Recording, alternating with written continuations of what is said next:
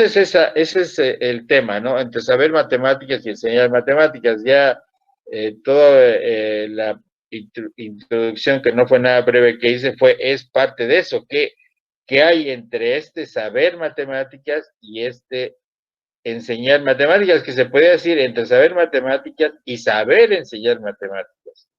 Y es algo que también es importante mencionárselos, esto nunca acaba, o sea, uno siempre está aprendiendo muchas formas, está aprendiendo matemáticas cuando enseñas matemáticas y estás aprendiendo también mucho de cómo enseñar matemáticas.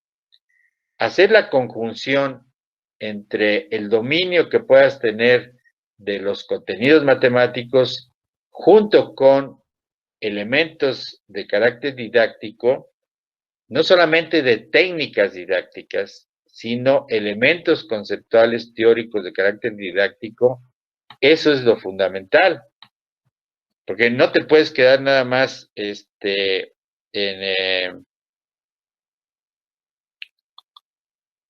no te puedes quedar nada más en la consideración de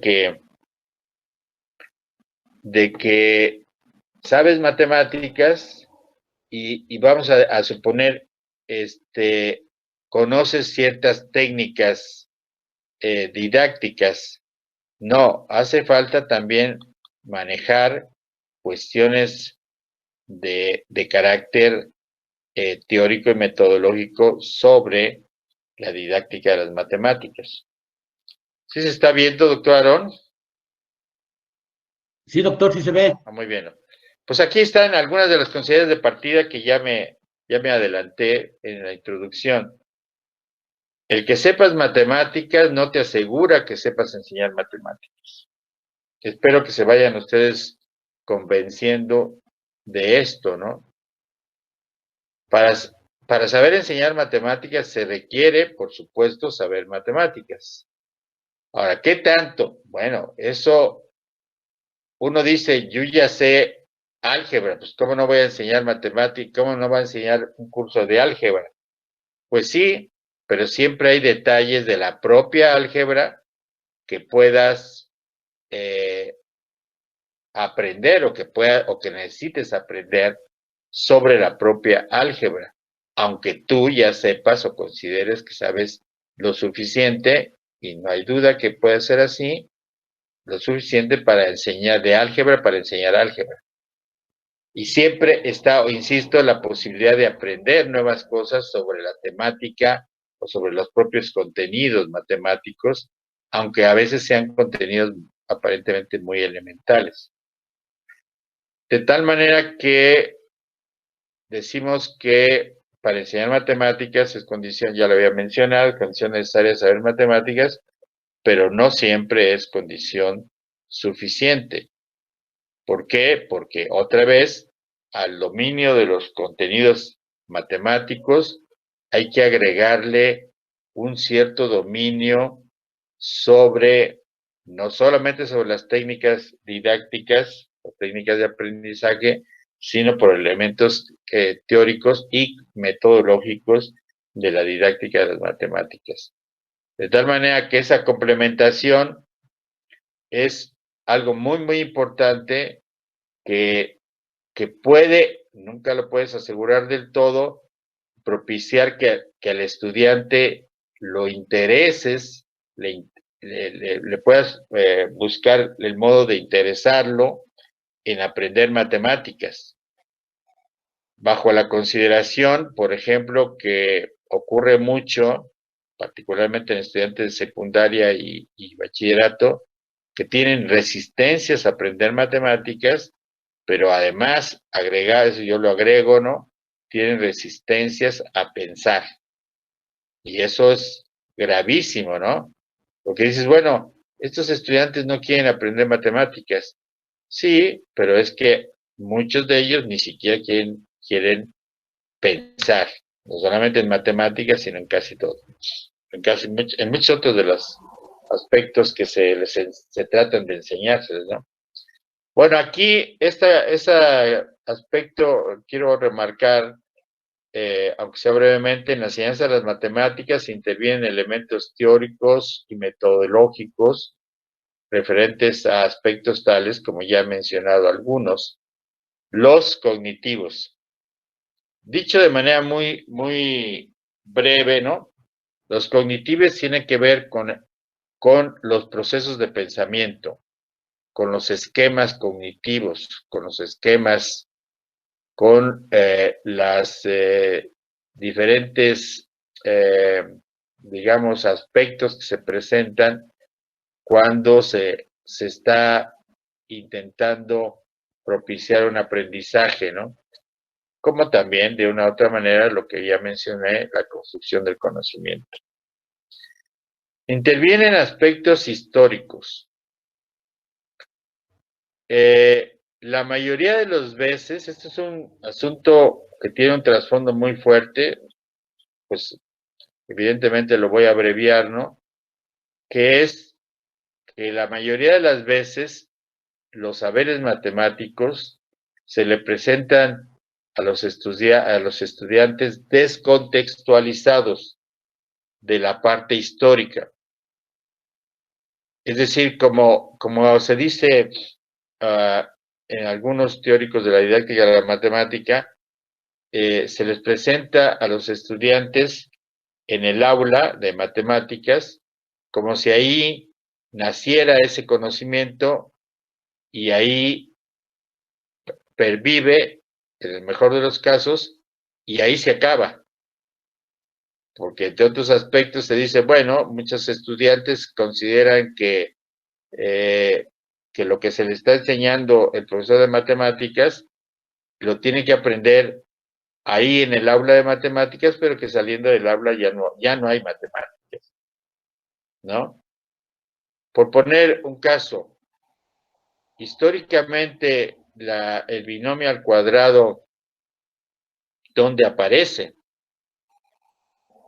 Pues aparece, entre otros aspectos, en los elementos de Euclides, ¿no?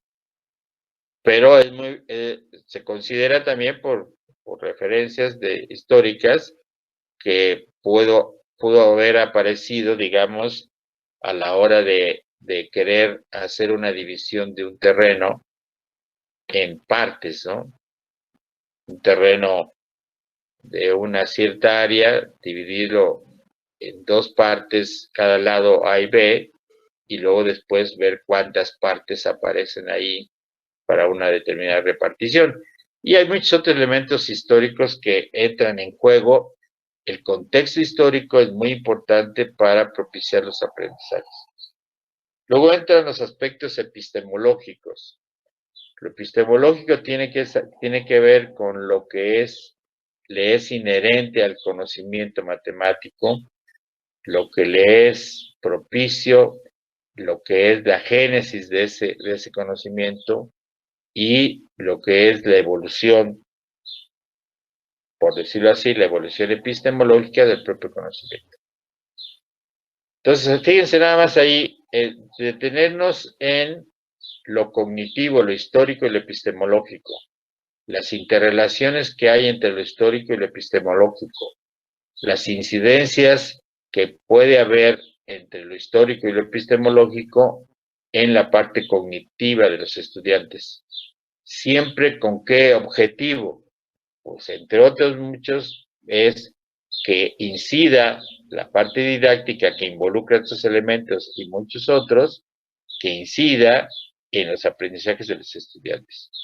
No solamente en interesarlos, sino que incida en sus estructuras cognitivas, en su desarrollo cognitivo, el desarrollo de su pensamiento, por ejemplo.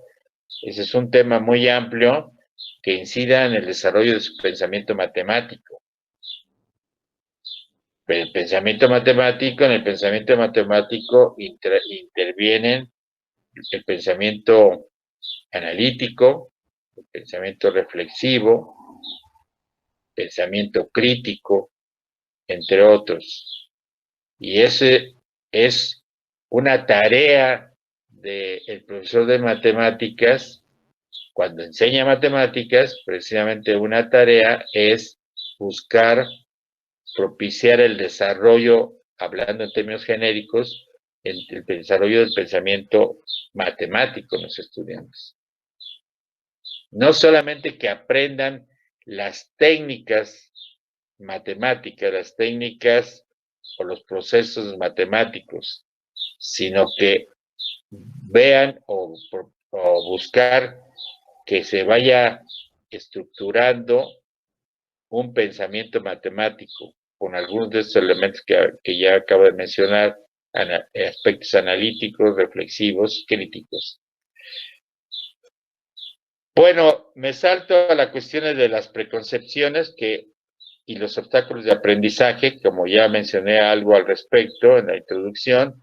¿Qué quiere decir esto de las preconcepciones? Pues es que el estudiante llega a un curso, por ejemplo, de álgebra, con una serie de preconcepciones y además pensando que, en el mejor de los casos, ¿no?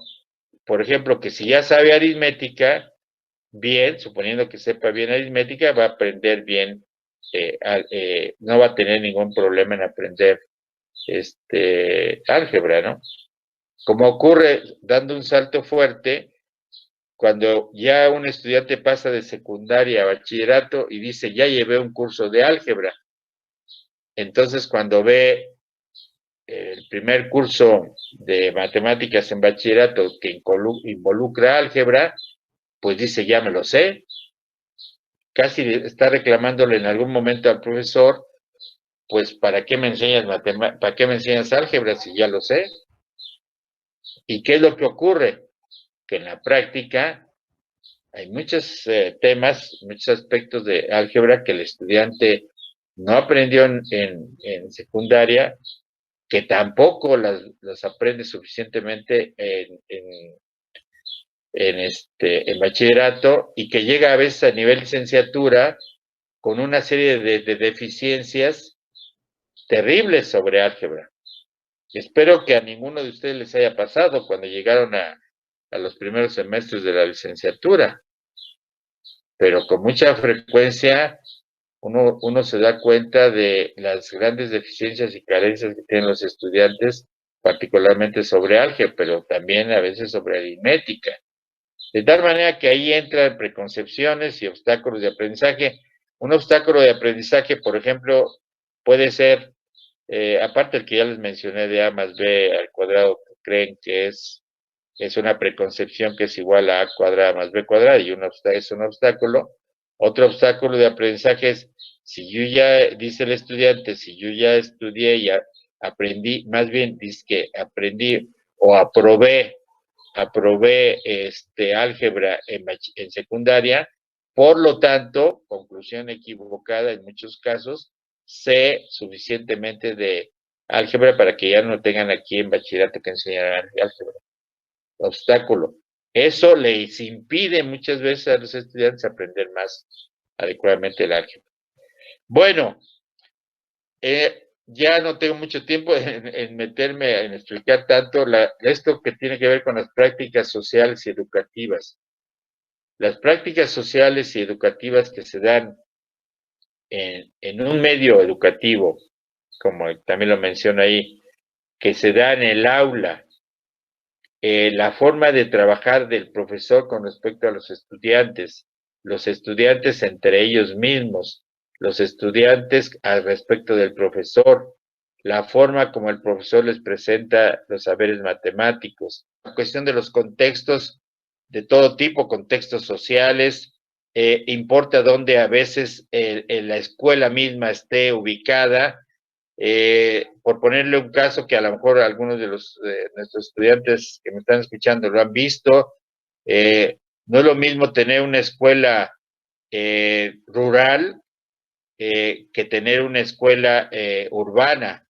No es lo mismo tener o estar trabajando en una escuela donde haya una serie de condiciones socioeconómicas de muchas carencias, a una escuela donde las condiciones socioeconómicas son de mejor nivel, ¿no?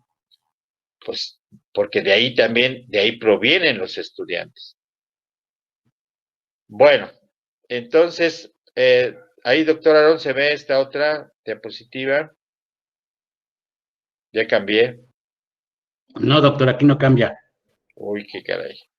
Pero pues entonces, pues siga comentando, ¿no? Bueno, Que no veamos pues las de diapositivas. modo, nada más les menciono así muy brevemente algunas teorías de la didáctica de las matemáticas, que eso nos podríamos tardar varias pues, sesiones, pero para que tengan ustedes, a lo mejor el doctor Aarón ha comentado alguna, la teoría antropológica de lo didáctico, el enfoque ontosemiótico, la teoría de situaciones didácticas, la resolución de problemas, la teoría de campos conceptuales, la teoría de representaciones semánticas, y nada más, aquí, estas son diversas teorías que se trabajan en didáctica de la matemática a nivel internacional, ¿no?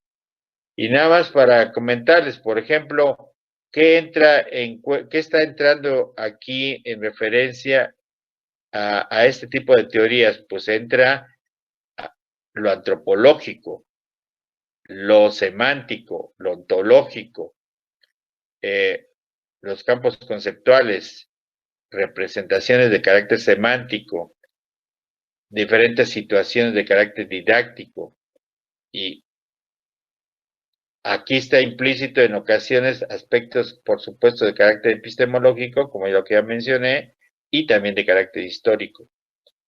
De tal manera que aquí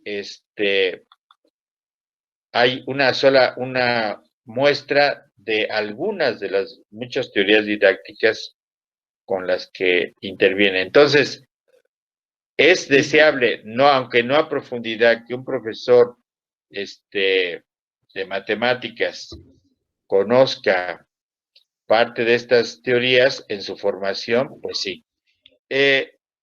¿Cómo enseñar la diferencia de cuadrados, no? Alguien diría, pues, ¿qué voy a hacer? Pues voy a decir B menos A por B más A, que B menos A y B más A son binomios conjugados, ¿no?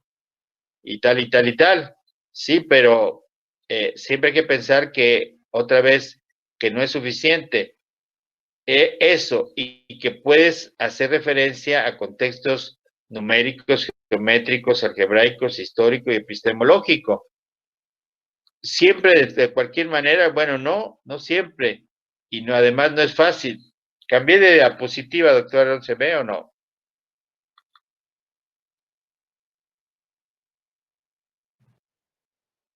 Sí se ve, sí se ve. Dice Ah, qué contexto bueno. numérico. Es que estaba Está hablando, el pero tenía contexto el micrófono numérico. apagado. Sí, ahí está el contexto numérico, muchachos. Espero que no se cambie. Por ejemplo, que esto casi no se ocupa. Si yo tengo una diferencia de cuadrados, mira al cuadrado menos 995 al cuadrado, pues esto lo puedo ver numéricamente como 1000 más 95, o si quiere primero 1000 menos 995, B menos A, 1000 menos 995 por B más A, 1000 más 995. Eso da 1995 por 5, y eso da un total de 9975. ¿Cómo se lo presentas a los estudiantes esto? Pues ahí viene el detalle, que es muy importante identificar cómo presentarlo, pero luego además mostrar que efectivamente esto es un elemento de cálculo. La diferencia de cuadrados no solamente es esa expresión B menos A por B más A, sino es muchos más elementos, tiene muchos otros aspectos o contextos como el numérico. Por último, ponga nada más, por ejemplo, B cuadrada menos A cuadrada, divídalo entre 2, y eso les queda B menos A por A más B entre 2, ¿no? Y ahí estamos realizando una simple operación de dividir la diferencia de cuadrados entre 2, que a eso se le puede llamar diferencia de cuadrados o semidiferencia de cuadrados. Y ahora vean qué ocurre, que aparece B menos A, pero multiplicada por A más B sobre 2. Y A más B sobre 2, ¿qué es? A más B sobre 2 es un promedio. Es un promedio y de tal manera que ese promedio ¿qué significa? Si lo ves en la figura que estábamos hablando, un cuadrado del lado B,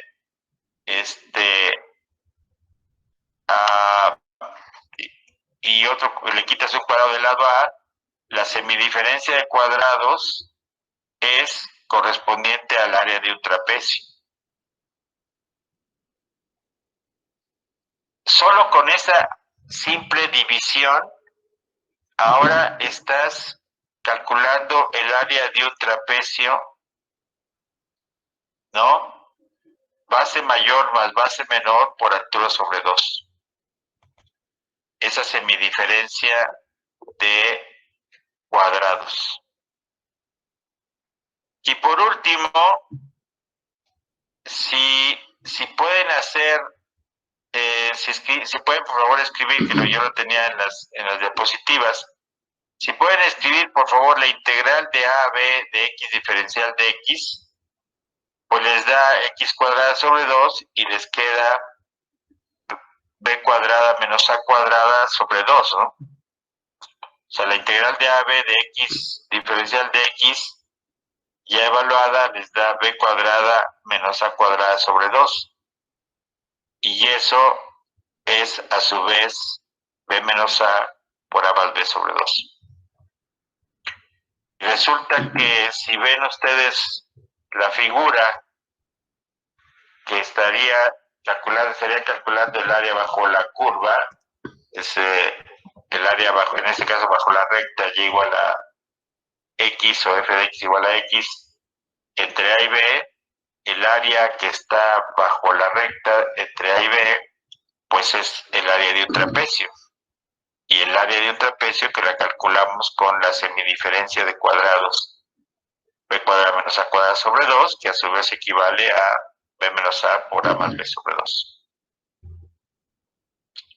Esto, lo último que he comentado, es una muestra de que hay un trasfondo epistemológico también, y hay una articulación de los saberes matemáticos, por ejemplo, en este caso, desde la diferencia de cuadrados, la semidiferencia de cuadrados, con la integral definida de x diferencial de x de a b. Hay, por supuesto, muchos más elementos, pero eso es lo que de alguna manera les puedo comentar. Y para cerrar la charla, quise mostrarles que con todos los inconvenientes tecnológicos, quise mostrarles que efectivamente hay una gran diferencia entre saber matemáticas y enseñar matemáticas.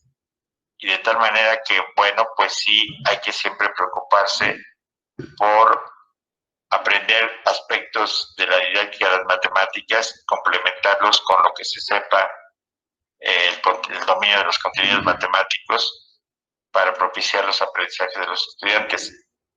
Y créanme que si ustedes llegan a ser profesores en cualquier nivel educativo, primaria, secundaria, bachillerato, licenciatura, maestría hasta doctorado, tener en cuenta ese tipo de elementos como los que hemos mencionado siempre les va a ser muy útiles, les van a ser útiles para cualquier tipo de asignatura de matemáticas que lleguen ustedes a impartir, u otro tipo de cursos que impartan, dependiendo de sus propios intereses y del trabajo que decidan. Y no se les olvide que ser profesor de matemáticas es una profesión muy, muy digna y que hay que poner por alto. Y hay que enseñar a los estudiantes a apreciar la matemática como una aportación de la humanidad misma, ¿no? Como un conocimiento universal, pero que al mismo tiempo implica o conlleva el desarrollo del pensamiento matemático, fundamental a su vez para el desarrollo de la humanidad. Muchas gracias, doctor Aarón. Muchas gracias, muchachos, muchachas.